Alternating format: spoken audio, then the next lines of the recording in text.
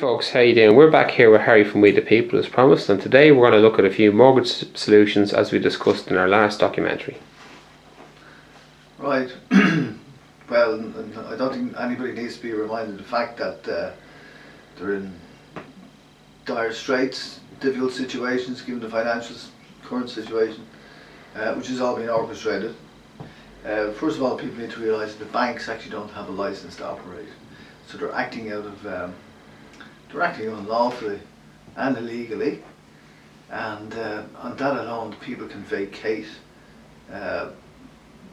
mortgages. They can most of these mortgages are unlawful contracts anyway in the first place, but there's a lot of information for people to assimilate with all that, and I know the people in Cork compliment the people in Cork for getting the information over the past couple of months, and they've ran with it, because what they've been doing, they've been going into the banks and the lending institutions and their local councils, and they've been asking for a copy of their licence to function as money collectors, because people pay summonses and fines to the city councils, for example, and county councils for parking fees and offences like that, and they need a licence to accept monies.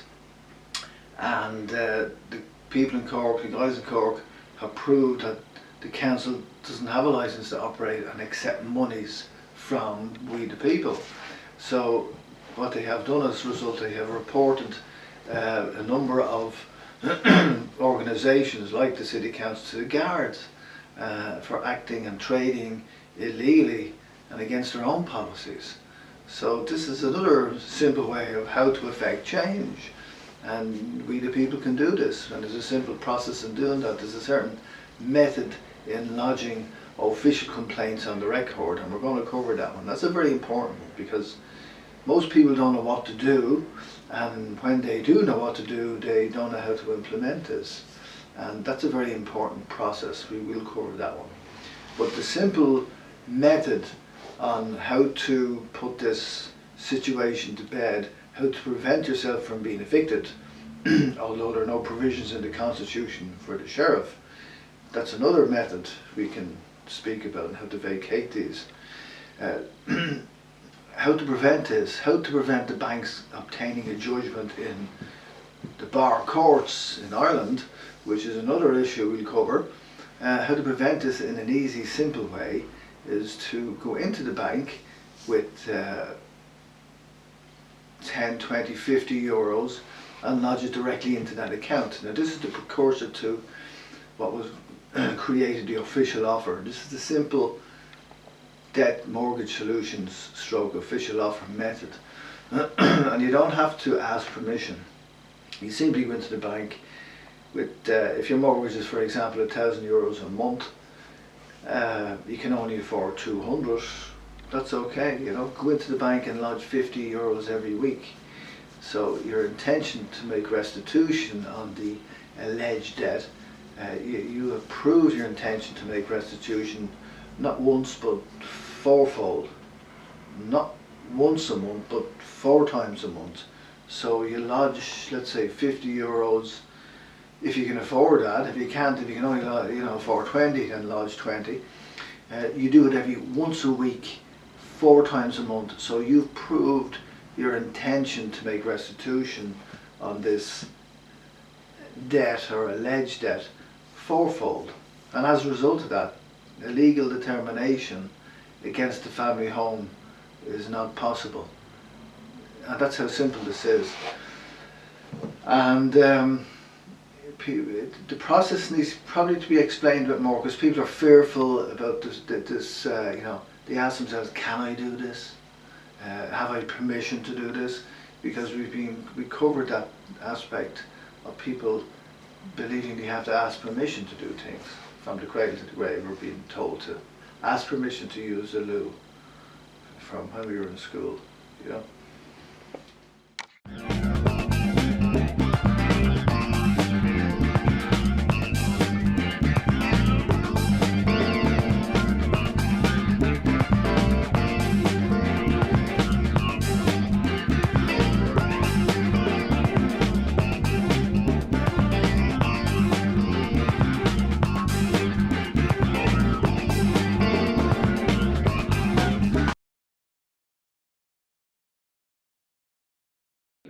just explain to me what's actually happening when people use this information? What's actually happening when they go inside the bank knowing this information can work?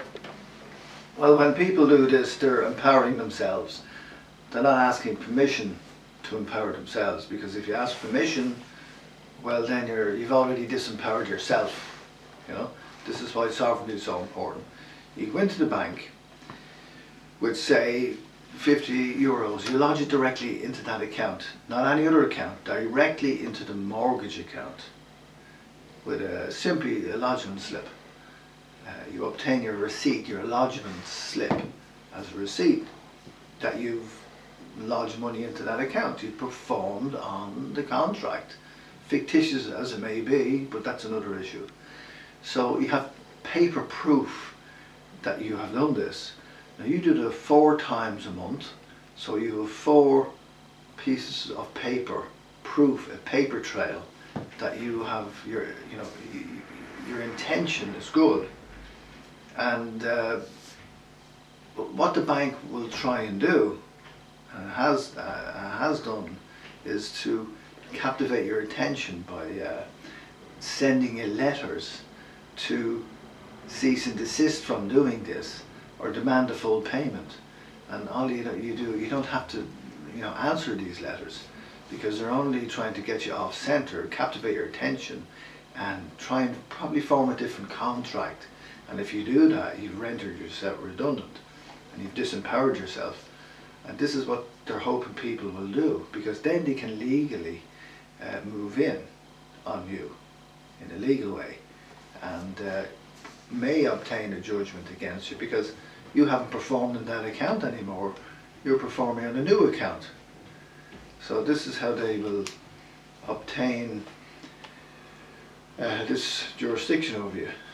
So you keep focused, centered, and continue to lodge a small nominal amount in that account every week, not any other account, and they can't obtain a legal judgment against you in the courts. It'll never go to court, because it obviously went to the High Court because it's over a certain figure, and it's over the Circuit Court figure ceiling of about 38,000, so it goes into the High Court. So most houses are worth over 38,000 anything. So it can never go to the High Court because it'll cost them too much money to do a legal argument on this, because they're not going to win anyway. The judge will make a determination on your intent, and you have proved your intent with probably a big sack full of receipts that you've lodged into that account. Now if the bank, let's say, tries to captivate your attention through letters, suggesting that you must stop this, or lodge some monies in another account, you don't have to answer those letters. Simply return them to sender. If they phone you up after 7 o'clock in the evening, try to captivate your attention, you just hang up. You don't have to dialogue with these people. This is simple information, but it's so very difficult for most people to implement, because they feel that they have to give all the information over the telephone, or they have to answer letters from banks. You don't have to do anything. This is very simple. You simply return all these new letters to sender, and if you don't know where they come from, if you're really curious, you can just hold the letter up to a light, and you can read the inside of it, where it came from. And if you know it comes from the bank, well, it's not in your interest, so you simply return it to sender.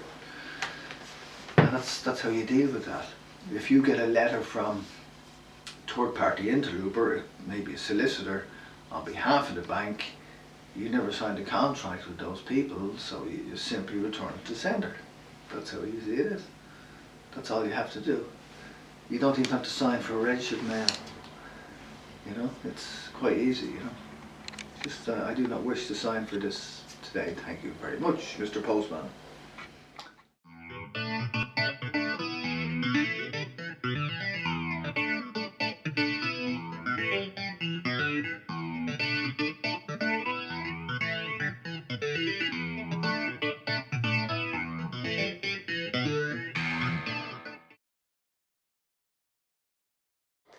Why aren't we being told this by people in the legal or financial profession? Would you mind elaborating on that, please?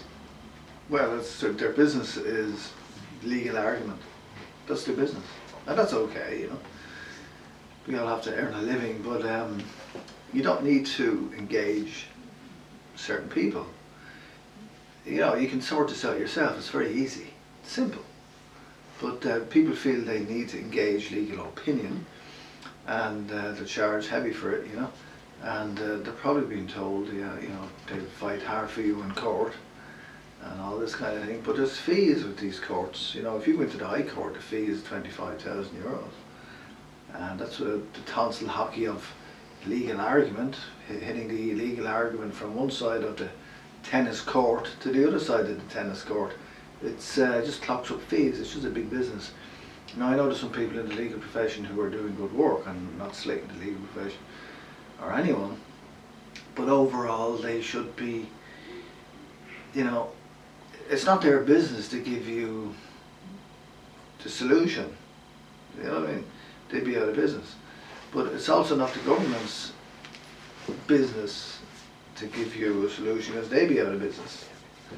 And you know, there's no money in solutions. There's no money in solutions. Simple.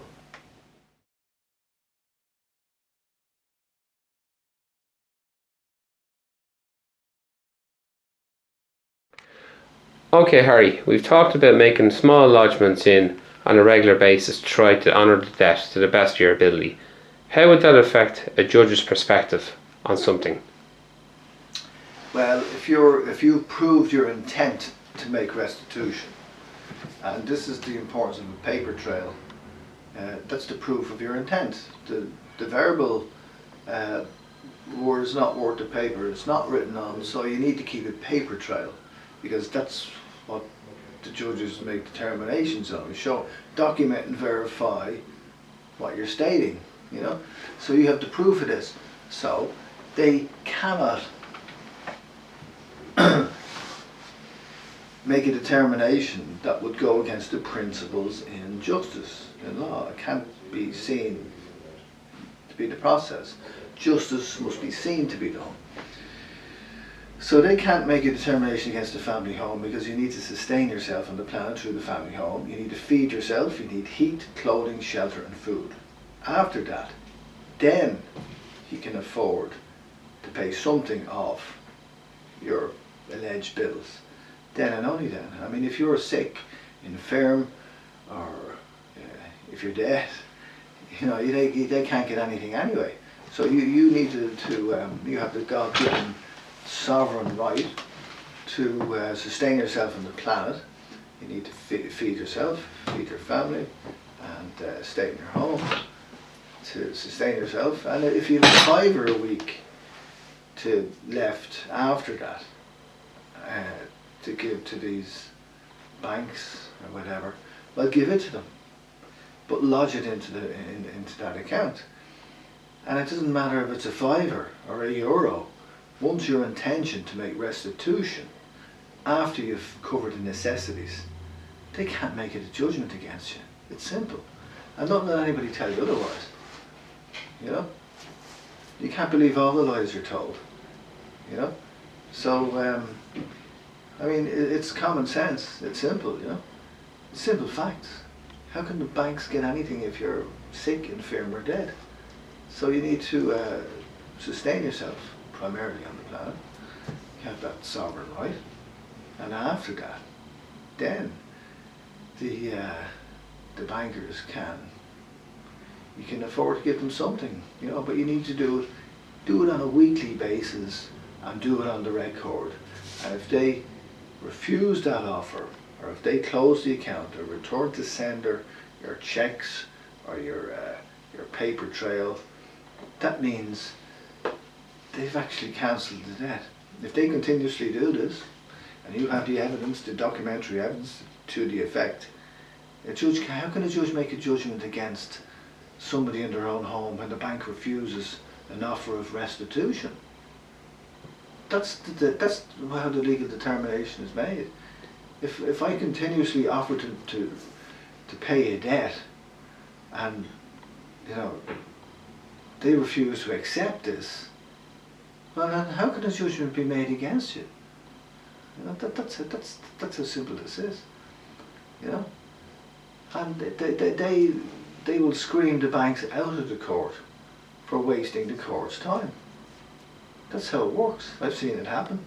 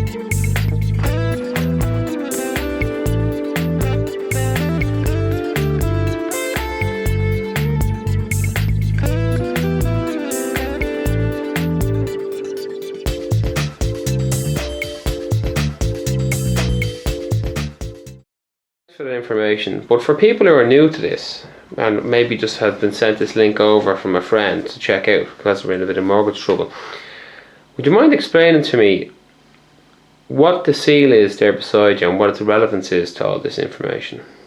Well, this is the sovereign seal of ERA. This must be elevated over the bench of every court. They used to be all elevated over the post offices. But this is the sovereign seal that was adopted by the Irish Republican Brotherhood, who formed the state from Vaughan's Hotel in Parnell Square. But because of the fact that the government is a registered corporation under the Crown, which we'll cover later, they're using the sovereign seal on their headed paper for commerce. This sovereign seal is 13 strings with ERA beneath it. ERA is the name of the nation, and this is the sovereign seal which validates the courts and all other departments of the government, but the government are using it for commerce. So this sovereign seal was adopted by the IRB and who formed the state, as I said. There's 13 strings. It's a symbol of Bren law, and the judges are Brens. They are subject to it, and they can't make a determination against the principles in law, i.e. the people, right? And this is why their judgments in relation to the family home are so important, because they are subject to this. They don't tell you this, but that's the way it is. So what they have done was, this is the symbol of the covenant. The harp is the covenant between God and man. The harp is the sovereign. It's not a crown, it's a harp. This is why it's on the British coat of arms on the bottom left quarter. So Ireland has 13 strings on the sovereign seal. Now, it depicts the elements of time, the sun and the moonship, and the strings represent the rays of the sun, which form the spokes of the wheel, which is where the wheel was formed. You see the arc, you turn that around in a circle, so you have a circle. The sun box is here. The sun box and the sound box. We turn it upside down, you have the pyramids of Egypt. You have the eye of the harp, where you tread that with the plumb line. Where you strike out your cities and canals where you build them. You cross the harp, then it's crossed over like that, where you get all your weaving. Your maps derived from this of the Irish Celtic symbols, and the script and the text, they all derived from this. Here's the key to the Curragh, where you could fish and survive and sustain yourself on the planet. 4 strings. The sovereign seal, the harp is of 12 strings. That's the 4 elements: earth, wind, fire, water, or 5 senses. And our think, talk and do, or trinity, that comprises up to 12 strings. The IRB put the 13th string on the harp. That represented the colour of truth. Moran was the first brand. And the colour of truth, which is like a priest's collar. The truth is supposed to be spoken from that gap in the collar. And if the judge or Brehon at the time made a determination against the principles in law, that collar of truth would tighten around the neck and expired the Brehon. So this is the symbol, the significance of the 13th string over the bench in the courts. The 13th string represents the collar of truth. So if you look at the Department of Justice, for example, on the headed paper you'll see a bowl. It's a gold bowl. And originally it was gold, but it's blue, and the harp sits in that. So that's the color. That represents the color of truth. That dish that the harp sits in, and it's the only section, the only department that has such a symbol. That's why it's in that's why the Department of Justice has that. But we can hold them to that oath. They're still subject to that 13 string sovereign seal, and people know how to. They need to know how to hold certain people who swear an oath of office to protect the people. They swore the oath to protect the people, and claim it's a just system. Yet they give the warrant to the sheriff to evict the Irish people from their homes. That's against the principles of the sovereign seal. But we can hold them to that, and we'll cover in the next clip maybe the method on how people can affect change by putting things on the record and holding these people to account, which includes the banks. The banks don't have the license. If you look in the checkbooks, in AIB for example, on the bottom left of the checkbook, on the check, on each check you'll see the collar of truth with the harp in it, you know. So this is they're basing their license to operate as banks on the sovereign seal, you know. And the licenses are granted every year. Only legitimate licenses are granted every year by the turning the sovereign seal in the Mansion House, you know. But the corporation, the government, has given the banks to operate without a license. People need to go into the bank and demand a copy of the license, which they don't have. They should have the license pinned up against the wall in every institution if they're trading in commerce. But the banks don't have this. So it's up to the people to report these institutions to the guards for fraud. You know, we'll cover in the next clip how to do that.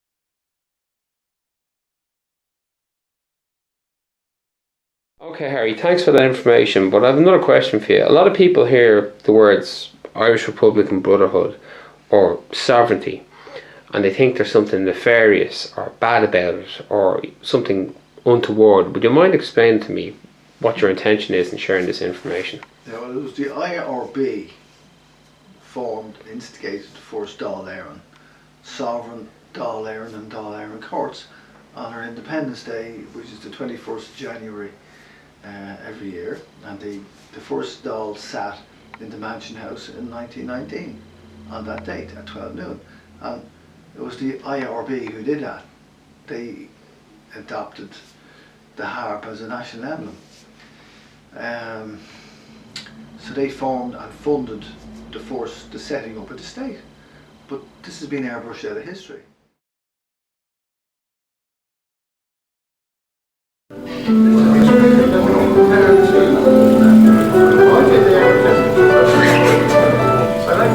This is the most important room in Ireland because Ireland is on its back at the minute, and all these documents that we're reading, the Proclamation of 16, the original Constitution of the Republic, the Address to the Nations, Declaration of Independence and the Democratic Programme, were all ratified in this room. And that where are we now? Everything that those documents say has been trampled on, and the people need to know. Sovereign seal is torn every year in the Mansion House.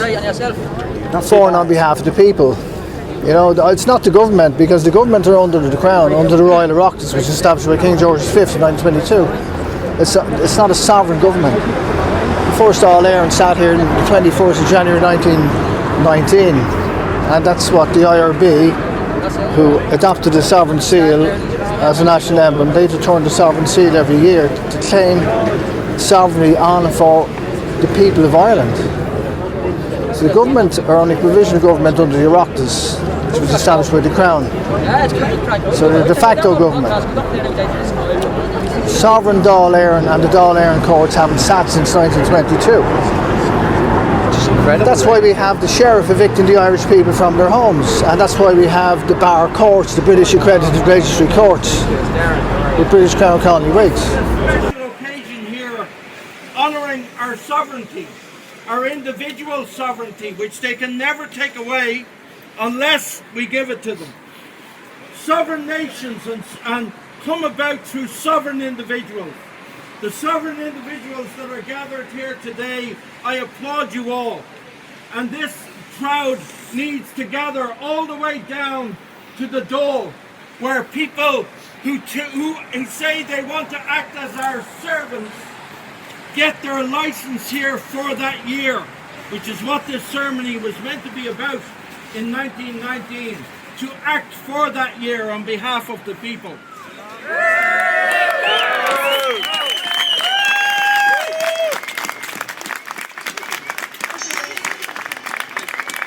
Here we read the 1916 Proclamation, the foundation document, together with the Constitution, which was ratified here on the 21st of the 1st, 1919, under the 32-county election of 1918 for Ball's Hotel, which is up in Parnell Square. So that's how we became sovereign. You became sovereign citizens here today on the 21st of January, 1919. Now, the proclamation of public adherence, the provisional government of the Irish Republic to the people of Ireland. Irish men and Irish women, in the name of God and of the dead generations of which you received their own tradition of nationhood, Ireland, through us, summons her children to her flag and strives for her freedom. Having organised and trained her manhood through her secret revolutionary organisation, the Irish Republic Brotherhood, and through her open military organisations, the Irish Volunteers and the Irish Citizen Army, having patiently perfected her discipline, having resolutely waited for the right moment to reveal itself, she now seizes that moment, and supported by her exiled children in America and by gallant allies in Europe, but relying in the first on her own strength, she strikes in full confidence of victory. We declare the right of the people of Ireland to the ownership of Ireland and to the unfettered control of Irish destinies to be sovereign and indefeasible. The long usurpation of that right by a foreign people in Dublin has not extinguished the right, nor can it ever be extinguished except by the destruction of the Irish people. In every generation, the Irish people have asserted their right to national freedom and sovereignty. 6 times during the past 300 years, they have asserted it in arms. Standing on that fundamental right and again asserting it in arms in the face of the world, we hereby proclaim the Irish Republic as a sovereign, independent state. We pledge our lives and the lives of our comrades in arms to the cause of its freedom, of its welfare and of its exaltation amongst the nations. The Irish Republic is entitled to and hereby claims the allegiance of every Irishman and Irish woman. The Republic guarantees religious and civil liberty, equal rights and equal opportunities to all its citizens, and declares its resolve to pursue the happiness and prosperity of the whole nation and of all its parts, cherishing all the children of the nation equally and oblivious of the differences carefully fostered by an alien government which have divided a minority from the majority in the past. Until our arms have brought the opportune moment for the establishment of the permanent national government, representatives of the whole people of Ireland and elected by the suffrages of all our men and women, the provisional government hereby constituted will administer the civil and military affairs of the Republic in trust for the people. We place the cause of the Irish Republic under the protection of the Most High God, whose blessing we invoke upon our arms, and we pray that no one who serves that cause will dishonour it by cowardice, inhumanity or rapine. In this supreme hour, the Irish nation must, by its valour and discipline, and by the readiness of its children to sacrifice themselves for the common good, prove itself worthy of the august destination to which it is called. Signed on behalf of the President of the Provisional Government, Thomas J. Clark, Sean McDermott, Thomas McDonough, P.H. Pearce, A. McCant, James Conley and Joseph Plunkett.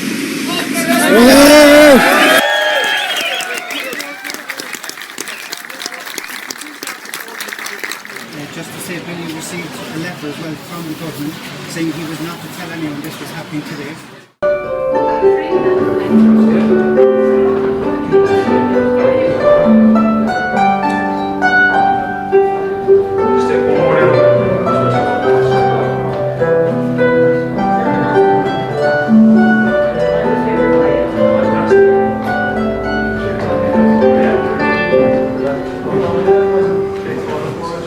Hereby proclaim the Irish Republic as a sovereign, independent state.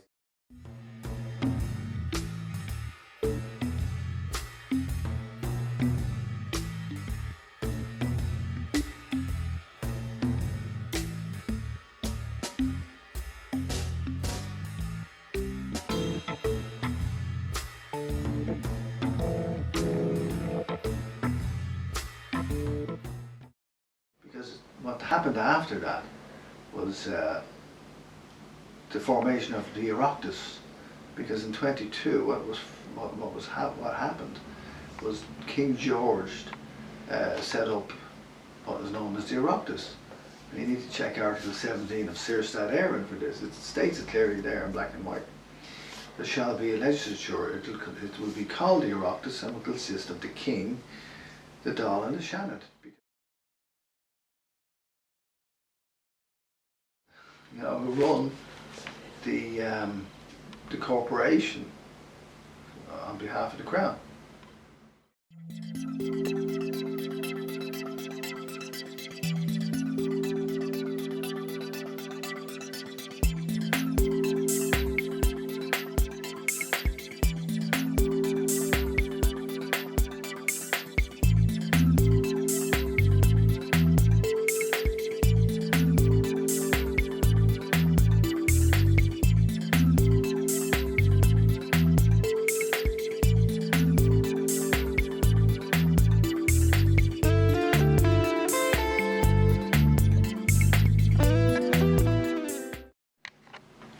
Sorry, Harry, what do you mean sitting there having dinner with her subjects? Surely she was sitting there just as another head of state.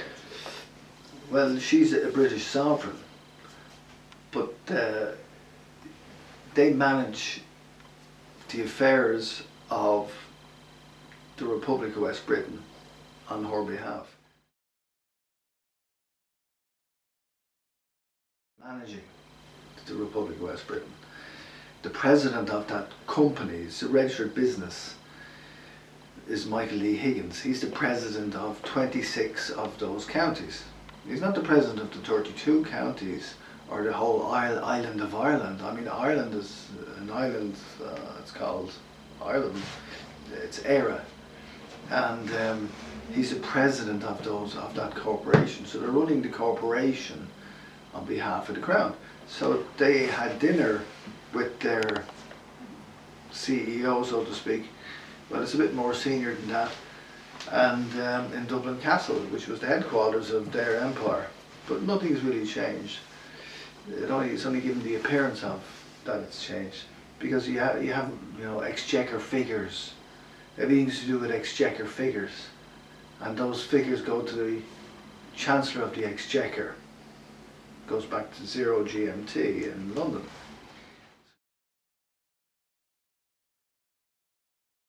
You run all the time zones around the world. They run all the banks and therefore the currency, and as a result everybody were subject to the currency, the current of the sea, under Admiralty Maritime jurisdiction. So this is what's going on. We'll cover that again, because the difference between Admiralty Maritime jurisdiction and law of the land, and this is how they do it. This is why we have the sheriff evicting the people, because there's no provisions in the Constitution for the office of the sheriff, the sheriff. So the so-called Justice Minister at the moment, Alan Shatter, issues a warrant to the sheriff, which apparently enables him and his office and deputies to evict the sovereign Irish people from their homes. That's treason.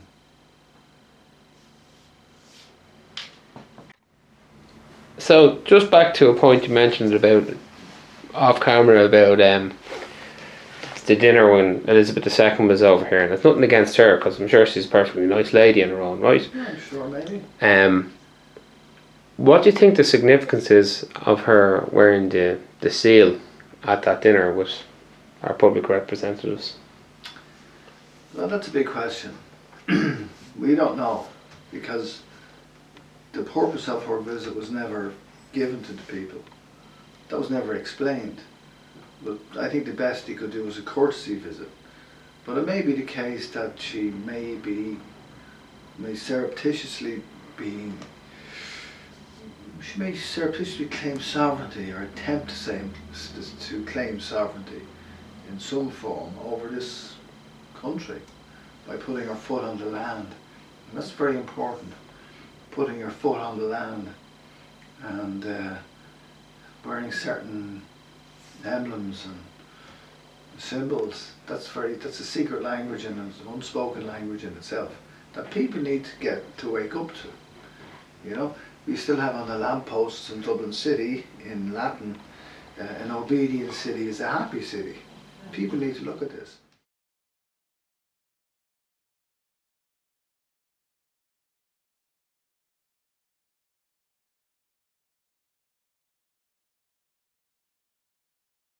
People need to stop and take note of what's before their eyes when they walk around and what's literally under their noses. And we've been brainwashed to not take any notice of these, So it's important for people to take note of the small things, including the fringe on the flag, which is a fourth colour on the flag, which violates Article 7 of Bunrock na hÉireann. It states that the flag is three colours, green, white and orange. Not green, white and orange and with a gold fringe. That in itself is a treasonous act. And it's a precursor to martial law, because it depicts the flag under Admiralty Maritime jurisdiction. A flag with a gold fringe on it is not a flag under even the protection of the Constitution. It doesn't come under the Constitution. It is not a flag in accordance with Article 7 of the Constitution. That's the facts.